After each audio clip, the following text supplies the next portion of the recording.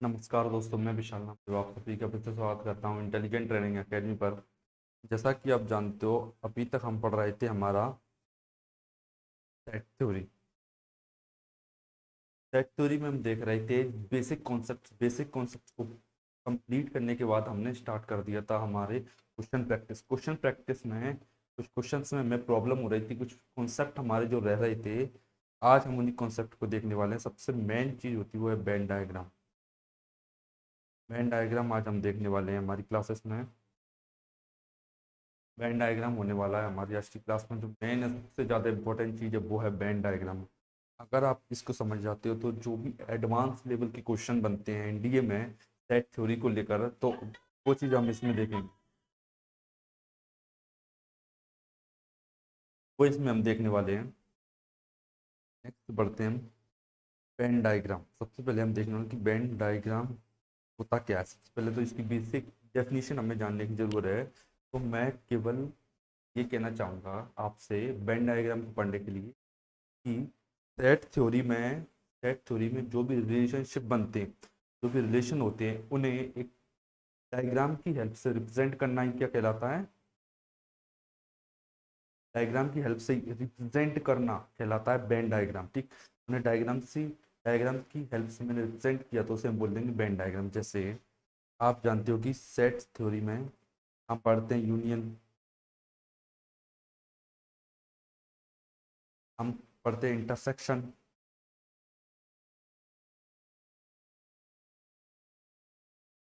Union पढ़ोगे, आप intersection पढ़ोगे, उसका डिफरेंस पढ़ोगे, एक सिमेट्रिक डिफरेंस आता है। और इसके बाद डी मॉर्गन लॉ इसमें यूज किया जाता है। तो सभी का सभी वेन डायग्राम में हम देखने वाले हैं। केवल आप देख सकते हैं to express the relationship among the set in a perspective way we represent that pictorially by means of diagram known as Venn diagram। ठीक, ये आपकी डेफिनेशन क्लियर हो जाती है। इसके बाद का मेन यूज हम देखेंगे क्वेश्चंस में। नेक्स्ट आगे बढ़ते हैं हमारे क्वेश्चन में। ऑपरेशंस ऑन सेट देखने वाले हम। ऑपरेशंस ऑन सेट्स में यूनियन ऑफ सेट्स। सबसे पहले तो हम, जैसा कि मैंने आपको जब क्वेश्चन में आपको करा रहा था, तो क्वेश्चन कराने के दौरान मैंने आपको एक बेसिक हिंट दे दिया था कि यूनियन क्या होता है, यूनियन ऑफ सेट्स एक्चुअली में होता क्या है। ये यूनियन ऑफ सेट्स का मैंने एक बेसिक डेफिनेशन आपको मैंने बता दी थी। तो हम उसमें देखने वाले जैसे ए यूनियन बी ए, मतलब इसमें देखिए पहले तो X such that X belongs to A और एक्स बिलोंग्स टू बी। जब भी हमें ए यूनियन बी दिखाया जा रहा है और कोई एलिमेंट दिया है एक्स, तो हम उसमें ये बोलेंगे या तो एक्स ए का है या तो एक्स बी का है। ठीक, अब मैं आपको एग्जांपल देके बताता हूँ खुद से। मान लो कि ए इज इक्वल टू 1 2 3 है, ठीक, और बी इज इक्वल टू 2 3 5 है। तो अब एक बात बताइए कि ए यूनियन बी क्या होगा। केवल एक सिंपल लैंग्वेज में आपसे पूछना चाहूंगा कि अगर एक बराबर 1 2 3 है और बी बराबर 2 3 5 है, ए यूनियन बी में कितने एलिमेंट। तो 1 2 3 5। देखिए, ए लेंगे, बी भी लेंगे, और उनका जो कॉमन पोर्शन है वो एक बार लेंगे। जैसे देखिए, ए लिया मैंने 1, ये देखिए ए लिया मैंने 1, बी लिया मैंने 5, बी लिया मैंने 5। इसके अलावा मैंने 2 3 इसमें कॉमन, 2 3 इसमें कॉमन, मैं कॉमन पार्ट को मैंने केवल एक बार लिया। तो आप समझ गए कि ए यूनियन बी का वेन डायग्राम कैसे ड्रॉ किया जाता है। इसकी हेल्प से हम आगे आने वाले बहुत बड़े बड़े क्वेश्चन को चुटकियों में सॉल्व करेंगे विद इन सेकेंड्स। देखिए, इसका ये मैथमेटिकल रिप्रेजेंटेशन है कि x belongs to A union B. तो इसका मतलब यह है कि एक्स या तो ए का एलिमेंट है या तो बी का एलिमेंट है। जैसे मैं आपको एक एग्जांपल लिख के बताऊँ, A is equal to A B, sorry A union B equal to A B C D E है। ए यूनियन बी यूनियन इस ए में देख के हम, कोई एक एलिमेंट ए है, ए को देख के केवल ये अंदाज लगा सकते हैं क्या, ए या तो बी का है और ए ए का है, या तो ए सेट का होगा कैपिटल ए का, या कैपिटल बी का होगा। हम केवल अंदाजा लगा सकते हैं या बोलकर, और बोलकर, के अलावा हम एंड यूज करेंगे हमारे इंटरसेक्शन और बट, ये सबसे इंपॉर्टेंट है हमारे यूनियन में, और बट यूज किया जाती है, ये आपको याद रखना है। और इसकी बेसिक डेफिनेशन आप देखिए, ए सबसेट होता है ए यूनियन बी का, और बी सबसेट होता है ए यूनियन बी का। क्यों? देखिए आप, ए में एक दो तीन है, ए यूनियन में एक दो तीन पाँच है, तो आप कह सकते हो A is subset of A union B. A subset होता है ए यूनियन बी का, क्योंकि एक एक दो तीन है और इसमें एक दो तीन पाँच है। एक इसी प्रकार बी में देखिए आप, बी में क्या, बी में दो तीन पाँच, तीन एलिमेंट हैं, और ए यूनियन बी में कितने, एक दो तीन पाँच, और इसमें भी दो तीन पाँच है, मतलब B is also subset of A union B. B भी ए यूनियन बी का सबसेट है। तो हमारी ये बात क्लियर हो जाती है यूनियन से। हमने क्या सीखा? सबसे पहले तो हमने सीखा यूनियन की डेफिनेशन क्या होती है, यूनियन का रिप्रेजेंटेशन कैसे करते हैं, यूनियन को वेन डायग्राम की हेल्प से रिप्रेजेंट कैसे करते हो, यूनियन की जो बेसिक थ्योरम है, तो A is subset of A union B, B is subset of A union B, ये हमने सीखा। ठीक, नेक्स्ट बढ़ते हैं आगे। नेक्स्ट जो चीज़ है हमारी इंटरसेक्शन या इंटरसेक्शन ऑफ सेट्स। नेक्स्ट चीज हम देखने वाले कि इंटरसेक्शन ऑफ सेट्स क्या होता है।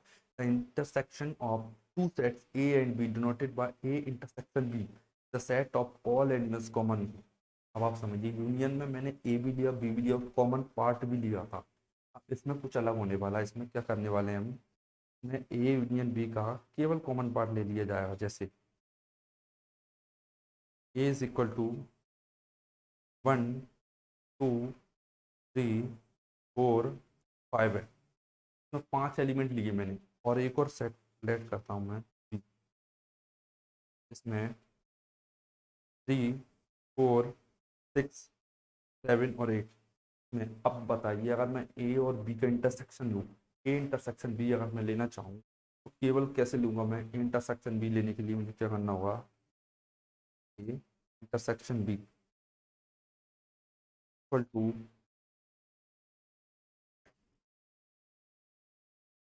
थ्री, फोर, थ्री फोर,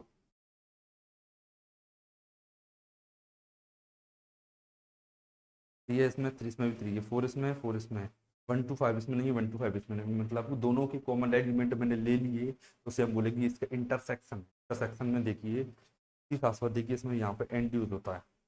आप बेसिक डिफरेंस समझ रहे होंगे कि और एंड में क्या डिफरेंस है।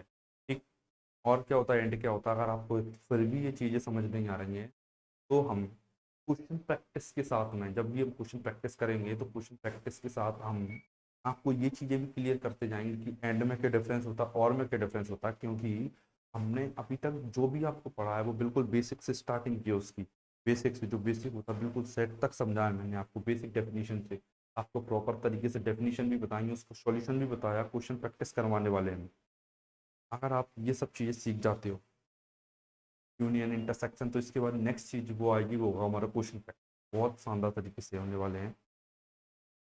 देखिए अब होता है डिसजॉइंट सेट्स, ये अलग ही है क्या, डिसजॉइंट सेट।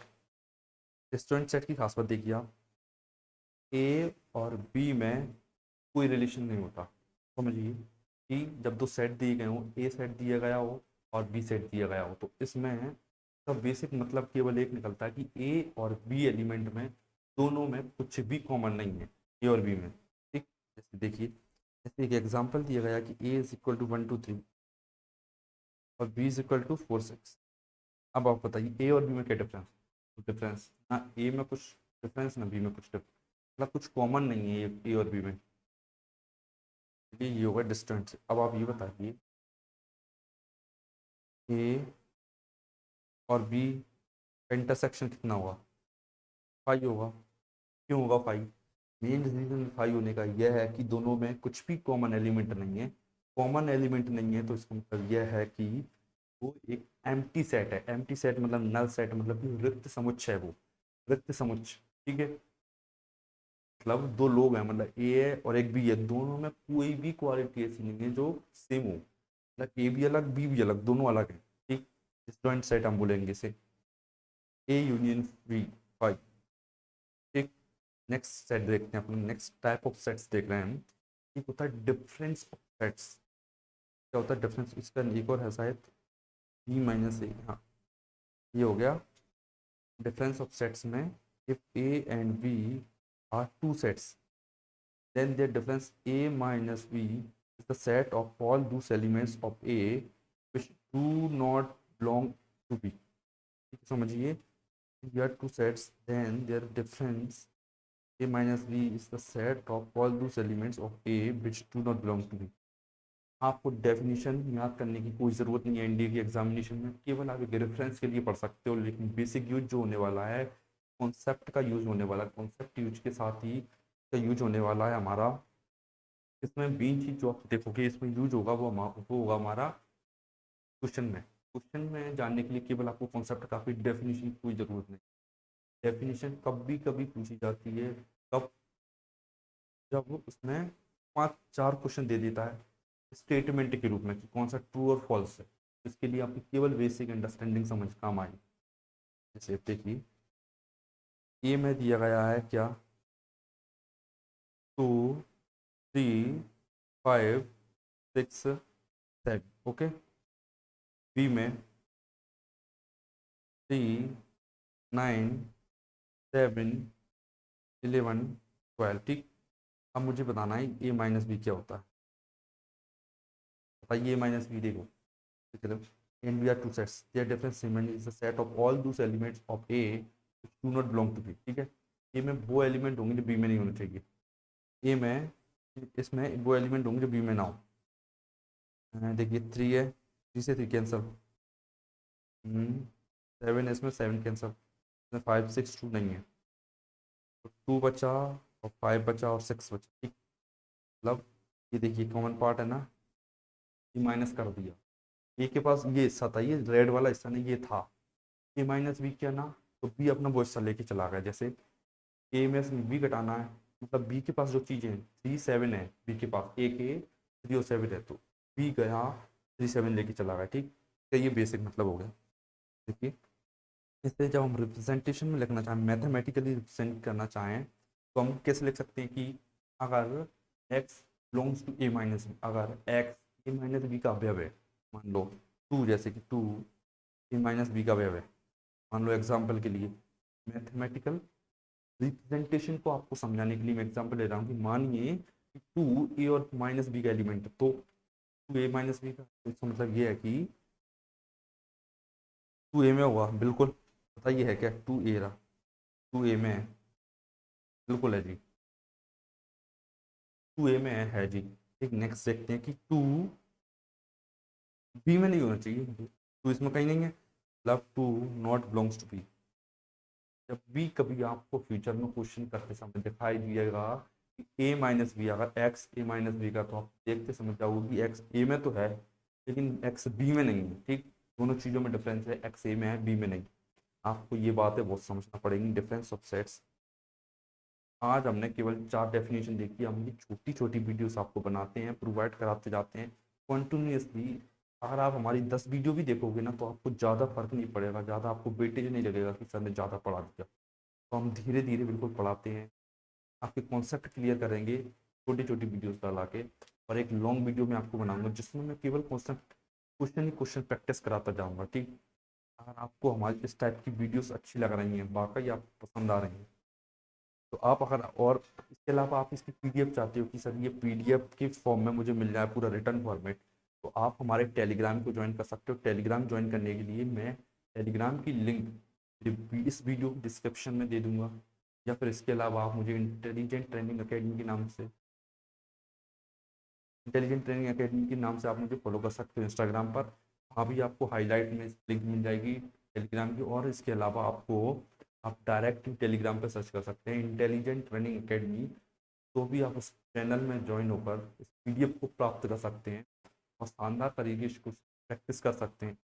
और मैं आपको बहुत सारे क्वेश्चन प्रैक्टिस को देने वाला हूँ बहुत जल्द, तो जुड़े रहिए हमारे साथ, बने रहिए इंटेलिजेंट ट्रेनिंग अकेडमी के साथ। और अभी तक आपने हमारा चैनल सब्सक्राइब नहीं किया तो हमारे चैनल को सब्सक्राइब करें जल्दी से और बेल आइकन को प्रेस करें, ताकि आपको जो भी नई आने वाली वीडियोज़ हैं उसकी नोटिफिकेशन सबसे पहले आपको मिले। हम ज़्यादातर 2 वीडियोस रिलीज करते हैं एक दिन में, एक मॉर्निंग में 7:30 बजे, एक शाम को 6 बजे। 2 वीडियोस को देखिए आप, बिल्कुल आप किसी भी गवर्नमेंट एग्जाम की तैयारी कर रहे हैं, बिल्कुल बेसिक से पढ़िए, हमारे साथ बने रहिए हमारे साथ। धन्यवाद।